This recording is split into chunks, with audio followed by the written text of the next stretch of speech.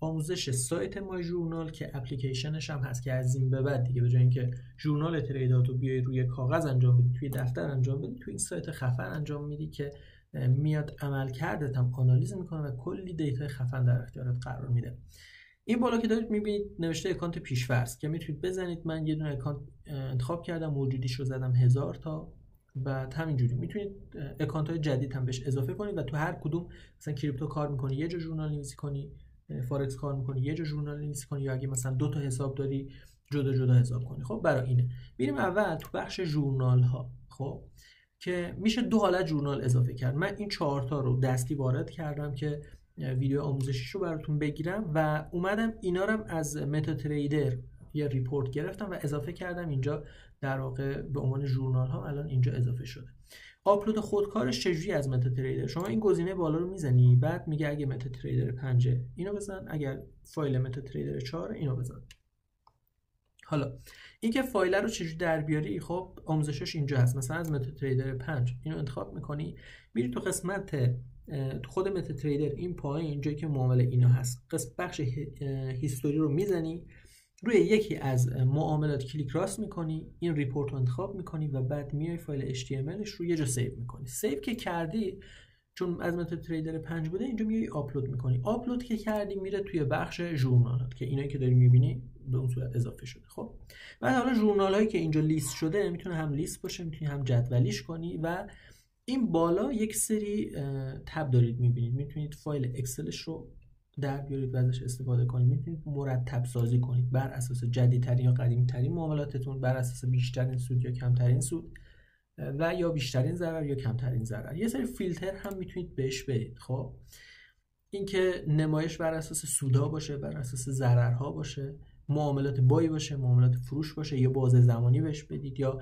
توی کدوم سشن ها که کار ترید کردید بیاد نشون بده، معاملاتی که تیپی شده، معاملاتی که SL شده و تایم فریم هاشو. خب خیلی این جالب و مهمه. مثلا شما میتونی بیای انتخاب کنی معاملاتی که SL شده و تمام اون استاپ هایی که خوردی رو بیای دونه به دونه بررسی کنی، یا معاملاتی که مثلا در جهت سل بوده، خب بیا تمام اون معاملاتی که سل بوده رو برات بیاره و بتونی بررسیش کنی و دوره‌های معاملاتی تو اینجوری روش کار کنی. اون پلن معاملاتی و استراتژی که داری رو بیای هی هر روز بهینه‌تر کنی. خیلی خوشم اومد از این قابلیتش. بعد آپلود خودکارش که بهتون گفتم. حالا دستی شما بخوای یه معامله وارد کنی چجوریه؟ میای نماد معاملاتی رو اون بالا سمت چپ که دوباره بذارید از اول بیام. خب این بالا سمت چپ نوشته ژورنال جدید، کلیک میکنید و یه سری اطلاعات از شما میخواد. شما میای نماد معاملاتی رو مشخص میکنی، میگی معامله سود شده یا ضرر شده، تایم فریم مشخص میکنی، معامله بای بوده یا سل بوده. بعد اینکه حجم معامله رو مشخص میکنی، میگی مثلا چقدر سود بهت داده، مثلا $45. یه سری اطلاعات دیگه ازت میخواد که به نظرم وارد کنید، که مثلا فرض کنید من رو قیمت 10 خریدم، خروجم مثلا 13 بوده، حد ضررم 9 بوده و مثلا حد سودم 13 بوده. خب این میاد چیکار میکنه؟ بهت میگه ریسکت 1 بوده، ریواردت 3 بوده، آر به آرت شده 3. خب اینا بعداً توی اون دیتایی که بهت میدی خیلی به دردت میخوره.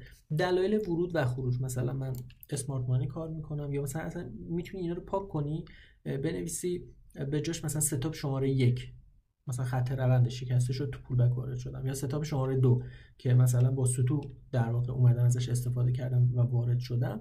خودتون اضافه کنید دیگه به نسبت سطحی که کار میکنید. دلیل خروج، تیپی خورده، SL خورده، یا هر چیزی که بوده. بعد یه سری یادداشت هم میتونید در رابطه با دلیل ورود اضافه کنی و یا در رابطه با دلیل خروج. اینجا یه سری احساسات و نکاتی که در واقع فکر میکنید لازمه باز میتونید اضافه کنید.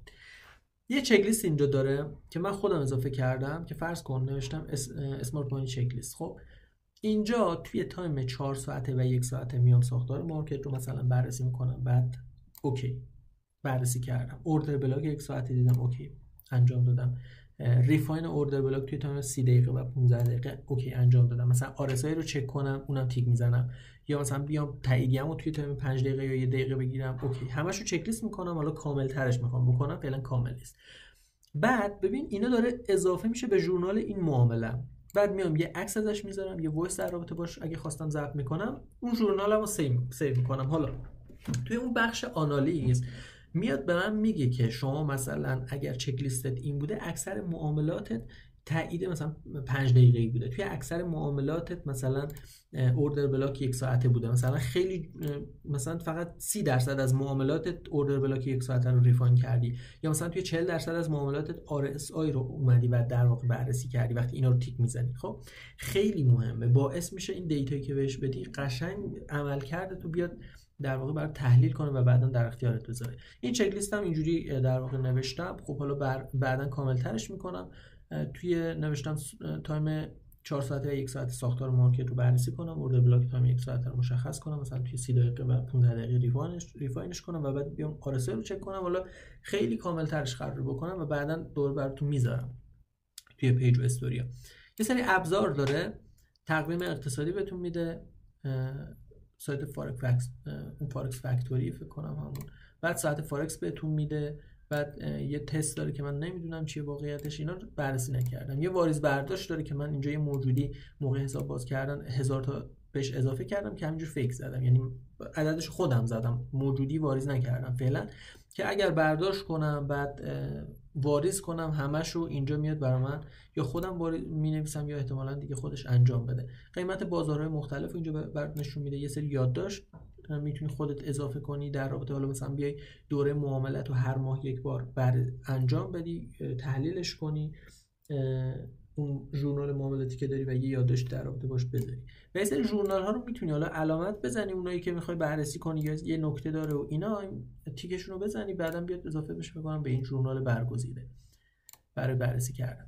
این کل اون چیزی که در رابطه با این سایت میشد در رابطه باش صحبت کرد از ژورنال به پایین. حالا یک قسمت اصلی داره، بخش خانه، که تمام اون ژورنال هایی که انجام میدی، اون چک لیستی که اضافه میکنی و تمام اون اتفاقاتی که توی معاملاتت میفته رو میاد توی صفحه اصلی بهت نشون میده. میتونه تحلیل کلی باشه، روزانه باشه که تو روز چه کار کردی، توی هفته چه کار کردی و توی ماه چه کاری انجام دادی و تحلیل به چه صورت. حالا تحلیل کلی اینه که موجودی انقدر، وین ریت انقدر بوده، ریسک بریواردی که من داشتم 46، اینو چیکار کردم انقدر شده، بعد پروفیت فاکتور بهت میده و تعداد کل ژورنال ها. بچه‌ها من معاملات رو همینجوری دستی وارد کردم، عددا رو بالا پایین زدم که ریسک بریوارد این شده، فقط برای تست و آموزش من این کارو کردم، فعلا خودم کاملش نکردم این سایتو، میگم بعدا دوباره براتون میذارم. مجموع کل سودا انقدر، بعد ضرر انقدر، درادان بهت میده، حالا چون اون اطلاعاتی که از متا تریدر اضافه کردم این سری ناقصه درادان کل تو بهت نمیده، بعد ضررهای متوالی، سودای متوالی، بعد نمودار کلی. ببین یه چیز خیلی مهمی که اینجا بهت میده، من فقط امروز تست کردم دیگه، میگه بهترین روز معاملاتی دوشنبه بوده، مثلا بهترین نماد اتریوم بوده، بهترین سشن توکیو بوده که فقط تو این سشن داشتم در واقع اینو بررسی کردم، بهترین معاملات انقدر سود داشته، بدترینش انقدر سود داشته، معاملاتی که ریسک فری شده فعلا اینجا چیزی نیست. شما یه ماه بیای کار کنی اینا رو بهت میگه آقا شما توی سشن مثلا نیویورک خوبی، روی نماد طلا خوبی، خب مثلا روزهای سه شنبه تریدت خوبه، این خیلی بهت کمک میکنه. خب میتونی خودتو بشناسی که چجوری اصلا هی بهتر و بهترش کنی، نقاط قوتت وقت دستت بیاد و بدونی اینو نقطه ضعفاتن، میتونی رو نقاط قوتت بیشتر وقت میذاری که بهتر بشه. بعد پوزیشن های خرید انقدر بهت سود داده، انقدر پوزیشن هایی که در واقع سل بوده سود و ضرر بهت داده. بعد حالا تحلیل عمل کرد، ببین میگه روی طلا 3 تا معامله داشتی، روی یورو 5 تا داشتی، روی اتریوم یه دونه داشتی، حالا هر کدوم چقدر سود داده چقدر ضرر بهت داده. ببین دوباره اینو فرض کن یک ماه بیا این کارو انجام بدی، بعد یک ماه بهت بگی که مثلا معاملاتت روی اتریوم برات سود بیشتری ساخته، مثلا طلا کمترین سودو برات داشته، دیگه میتونی طلا رو حذف کنی بیای رو این دوتا تمرکز کنی. یا مثلا توی روزهای هفته میگه مثلا جمعه و دوشنبه تو به این صورت تونستی سود داشته باشی، یا توی سشن ها، سشن لندن و سشن توکیو اینجوری بوده، بعد تایم فریم ها و دلایل ورود و اینا. شما خودتون باز میتونید برید یه چرخی تو سایت بزنید، حالا چیزی که لازم بود من بهتون گفتم، باز میتونید بررسی کنید، این ور اون ورش کنید، چیز دیگه ای نداره. خیلی یه در واقع یه حالتیه که کاربری ساده داره و خیلی از لحاظ اینکه این تحلیل‌ها رو براتون انجام میده خیلی کامل و جامع و خیلی میتونه کمکتون کنه. به نظرم اگه 3-4 ماه از این استفاده کنید میتونه تو هر حالتی که هستید حداقل 10 الی 20% برآیندتون رو بهتر کنه و تاثیر مثبت روتون بذاره. حتما ازش استفاده کنید و بفرستید برای کسی که فکر میکنید بهش نیاز داره. موفق و پرسود باشید.